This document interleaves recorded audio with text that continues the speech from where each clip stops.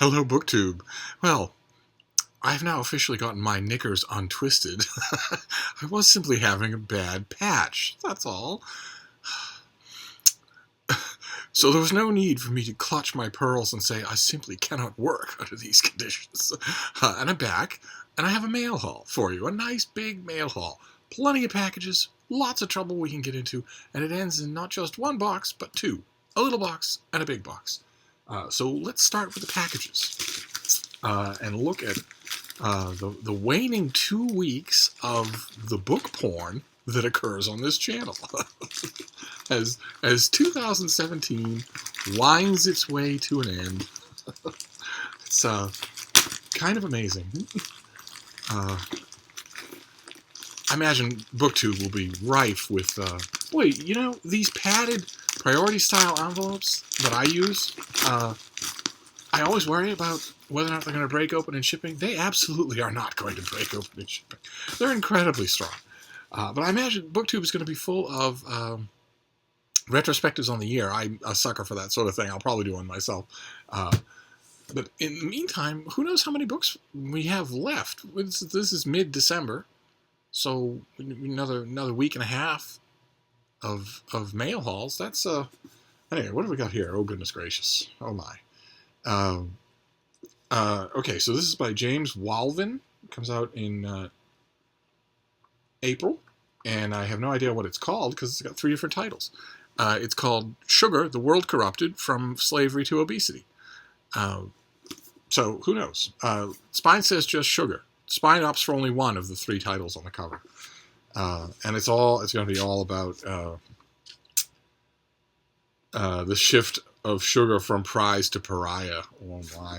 I always read these books and they always make me feel a little guilty because I am quite fond of my mega stuff Oreos.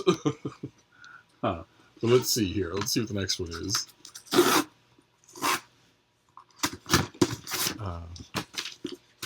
Another paperback. Oh my. Oh, my. Oh, okay. Didn't know this was coming. This is from FSG. And this is Renaissance Woman, The Life of Vittoria Colonna. Oh, my. First life of her in English that I've ever read. Wow. Okay. Tells the story of the most remarkable woman of the Italian Renaissance, Vittoria Colonna, Marchesa of Pescara. Vittoria, the scion of an immensely powerful family in Rome and best friend of the artist Michelangelo, had the great fortune of living during Rome's most explosively creative era since the classical era. At the same time that art and literature were flourishing and the political religious life in the early 16th century Rome were under terrific strain. And this is, okay, so this is a full-dress biography of her. So, of course, the first thing I want to know is what kind of work did the author put in? Here we go. It has no index yet, but the bibliography is here.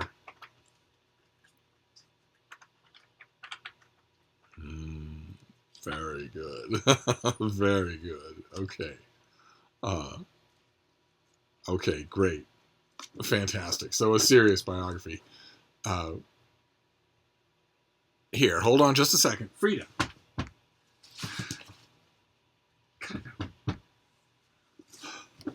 We're not going to go down that hole again, right? It's just random timing. That's all.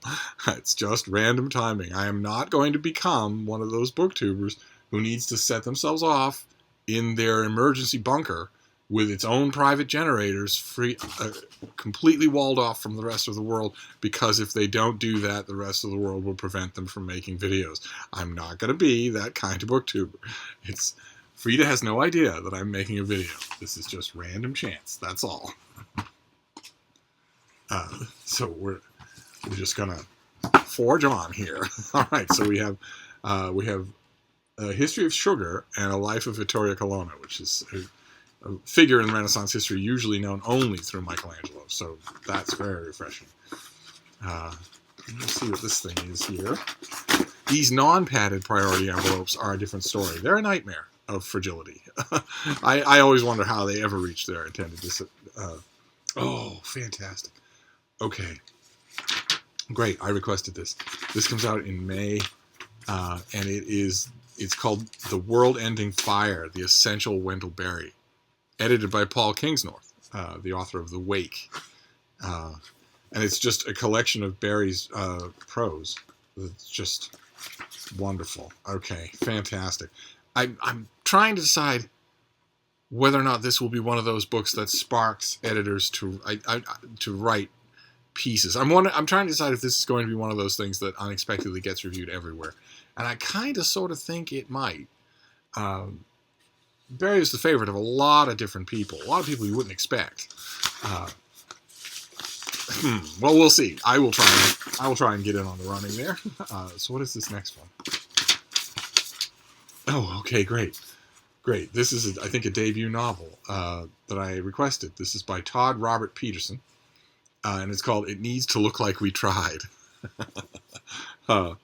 He's from Cedar City, Utah, and he's a professor of English at Southern Utah University. It says that his recent academic work focuses on film and television. It doesn't mention that it's his debut, but I think it is. But I liked the sound of this. Let me see if I have any indication of that. Yeah, it's a collection of short stories. Beginning with an animal hit and run and spiraling towards another fateful meeting on the road, readers will find a couple facing off against the chilling former owner of their house, a TV host of a child's science program as he discovers his wife has been having an affair, the daughter of a hoarder on the run from the law with her deaf boyfriend, and several other touching and hilarious connected events. So it's fiction, but there's something about it that one of these, the one that I took off the pile, this feels extremely heavy, so I'm kind of saving it. I know it's kind of geeky, but let's move on to this next one. We'll do a few of these, and then we'll get to the thick one. Oh, all right, great. Wow, this actually came. Okay, this is due in January, and it is a Western. I don't think I've had more than a couple of Westerns in 1,000 videos on this channel. It's The Bloody Spur by Max Allan Collins, based on some basic ideas by Mickey Spillane. The Santa Fe Railroad wants to build a spur through Trinidad, New Mexico, linking the town to the cattle trade. Only one man stands against it, rancher George Cullen. Cullen's former partner, Bert O'Malley, has recently returned from a 20-year stint in the pen for manslaughter. And hired gun Alvar Hollis, a much-feared preacherman, has also shown up with two cronies, claiming they're in town for the biggest poker game in the territory. Frida. There you go. Okay, so it gives us a biography of Mickey Spillane and says, before his death at the age of 88 in 2006, Spillane chose longtime friend Max Allan Collins to complete his unfinished works and act as his literary executor. One half of that claim is true. It's been a long time since Max Allan Collins completed an unfinished work of Mickey Spillane's, but that's okay. It seems to be an accepted lie in literary circles that workaday hacks like Mickey Spillane, who lived from advanced check to advanced check and never wrote anything they didn't immediately sell, have, whole footlockers full of unpublished manuscripts or fragments thereof. I guess it's a gentle lie, as lies go. So anyway, let's see. That's great though. The Bloody Spur. I'm gonna look for. I almost never read westerns anymore, and I love them. So let's see here. Oh, okay. All right, this is a finished copy due in January of something I think we've seen on this channel before. This is by Paul Finkelman, and it is Supreme Injustice: Slavery in the nation's highest court, which will have it's a study of all the benchmark rulings and it's a study of how the subject of slavery is reflected if you trace its biography through court rulings.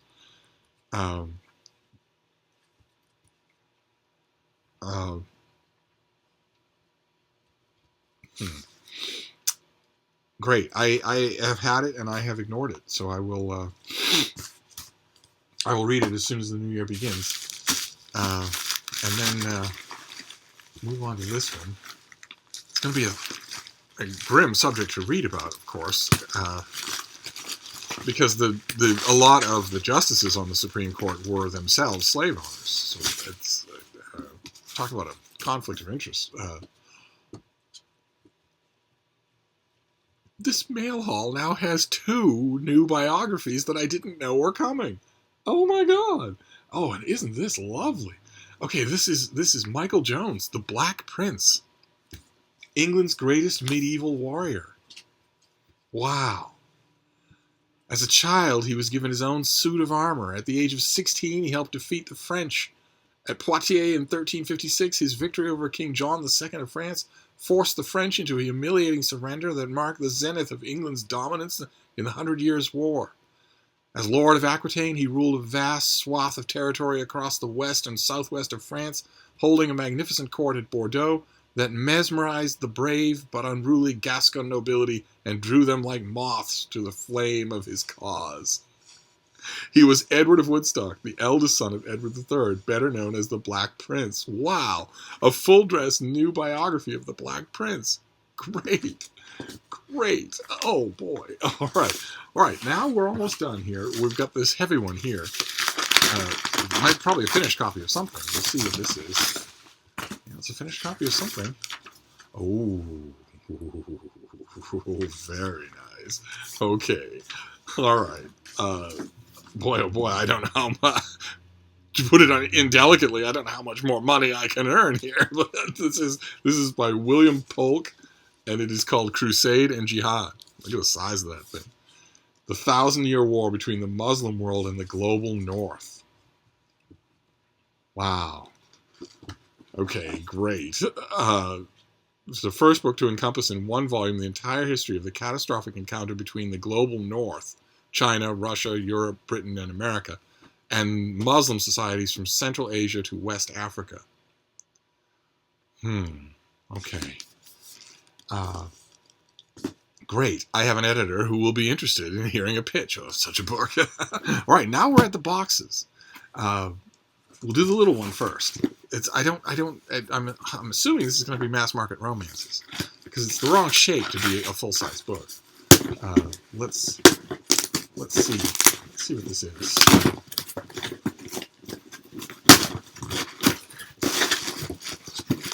Doesn't look like a book at all. Doesn't smell like a book either. All right. Okay. It's a present, and it's from one of you. It must be.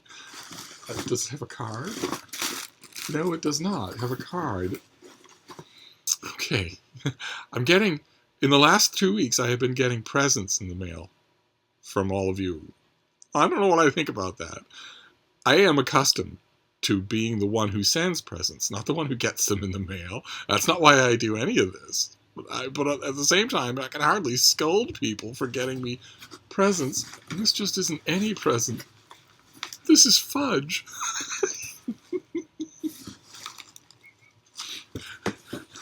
This is Fudge.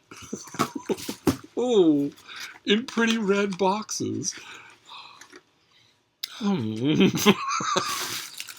Okay.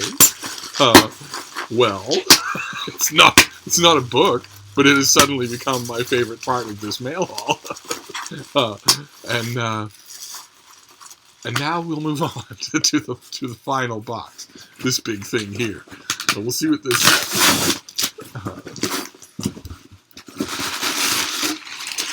Well, okay, it's a big box full of packing material for a book that would easily have fit in an envelope.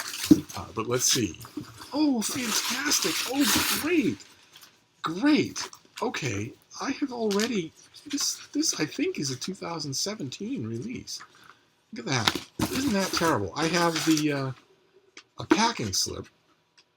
A bill of lading that fortunately says 0 because I'm not going to pay. But no pub sheet. This is Barry Cunliffe, On the Ocean. He does a series of books. Oxford makes beautiful productions out of these things. He does a series of books. They all look like this. They're all here, let me see. They're all bigger. in size than your typical hardcover. And they're all lavishly illustrated. They're just beautiful to look through. His main study, his main emphasis is writing totally accessible, popular history summaries and précis and insights into the latest research about the interaction of prehistoric and early historic mankind and the ocean. His study is the interstices between human society and the ocean. And they're amazing. The books are amazingly good. They're so enjoyable. And there's been a whole raft of them here. I wonder if they actually list some of them. Facing the Ocean. Yeah, that was Facing the Ocean was my favorite one of them all. And here it is again. Great. Okay, I'm going to have to check. I'm pretty sure this is a 2017 release. Well, actually, I wonder if this will tell me. I don't have a pub sheet, but I think it is. Oxford is notoriously bad about getting stuff on time. You either get an advance copy of something with no cover art in paperback a year ahead of time, or you get the hardcover a month after it comes out. It was nowhere in between. Yeah, this says 2017, but still, 2017 still has 2 weeks in it. It's not like I can't read it. Fantastic. Okay, well, all right. So we have On the Ocean by Barry Cunliffe. If you're interested in that sort of thing, in sort of pre-record history, you cannot go wrong with these books. They're so good. And On the Ocean is bound to be at your library. Then we have Crusade and Jihad. An intensely pitchable book, if you know what I mean. Then a new biography of the Black Prince. Then Supreme Justice, about slavery in the Supreme Court. The Bloody Spur by Max Allan Collins.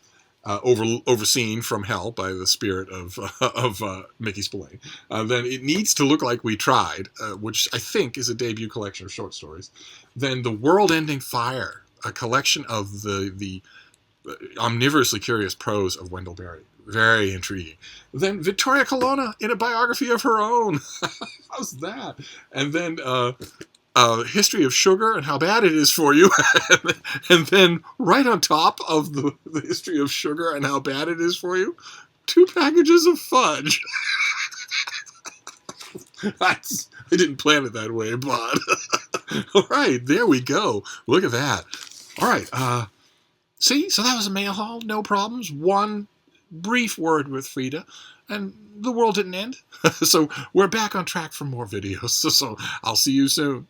Thank you, BookTube.